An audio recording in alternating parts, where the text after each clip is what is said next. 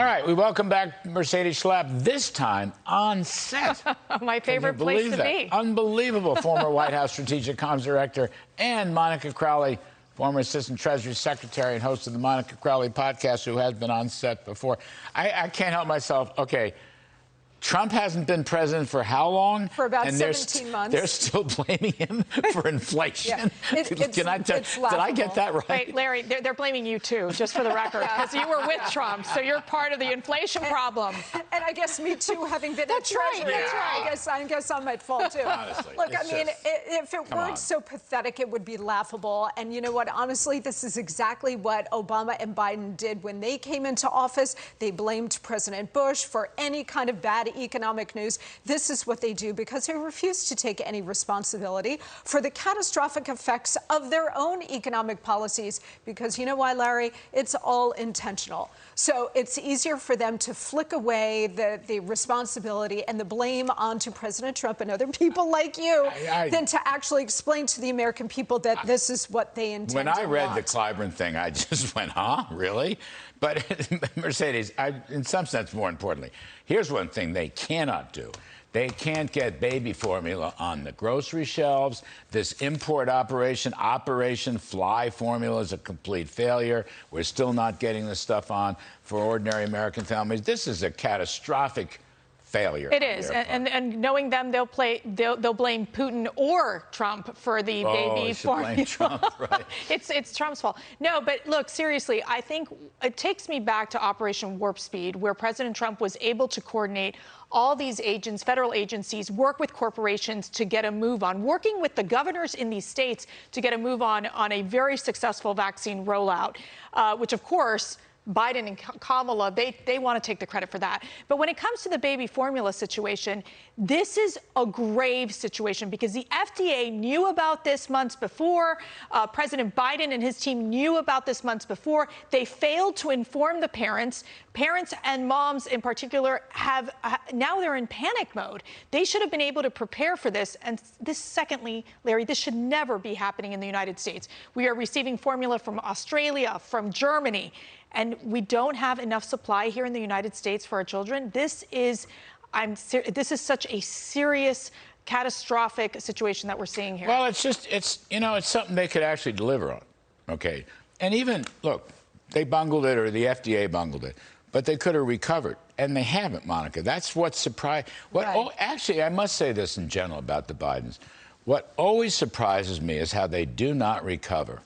On any subject, they do not recover. And that includes energy. They don't recover on that. I mean, the whole country supports the war against Russia on behalf of the Ukrainians, to be sure, but they don't recover from that. They'd open up the spigots to get gas prices lower and diesel prices lower and help truckers and help families and help blue-collar folks. Nah, they can't get that right. And last of all, they're blaming Trump for inflation. Well, I mean, I put it out there. It's just one of these. They can't get anything right. Because they don't want to. That's the dirty little secret here. So all of this is intentional. It's all by design. Look, any normal president would course correct, given the fact that the policies are failing, causing enormous suffering for the American people, and, if nothing else, dragging down poll numbers for both himself and his party going into a critical election. You would think just being motivated for sheer political survivability, they would change course like Jimmy Carter did at the end of his term. But no. And that is the tell, Larry and Mercy, that all of this is by design. And the baby formula shortage, as horrifying and immoral as that is, that in a way is like the canary in the coal mine for what Biden keeps warning us about, which is more widespread food shortages. They want to see how the American people respond to this before they bring on even more destruction. I wouldn't say it's been a great victory for them, this American response.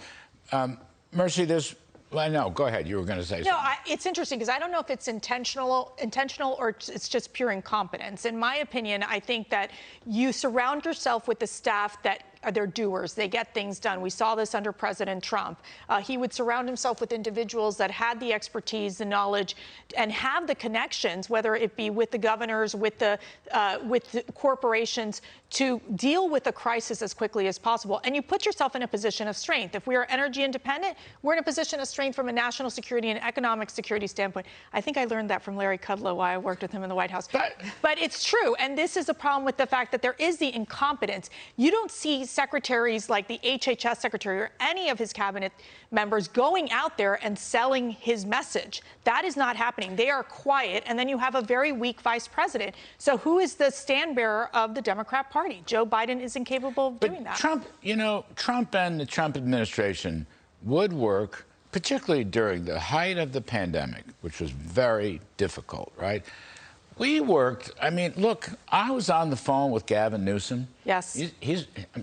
I've known him a long time when he was mayor of San Fran. But the point is, I was helping Governor Phil Murphy of New Jersey, who's a classy guy. I don't agree with his politics or his policies, but we could do that. This crowd doesn't want to do that. They're kind of mean and nasty, Monica. I guess that's the point I'm making. They don't want, and I know I'll cut Mercy some slack. I'll cut her some slack on this. I think this is what woke progressivism delivers.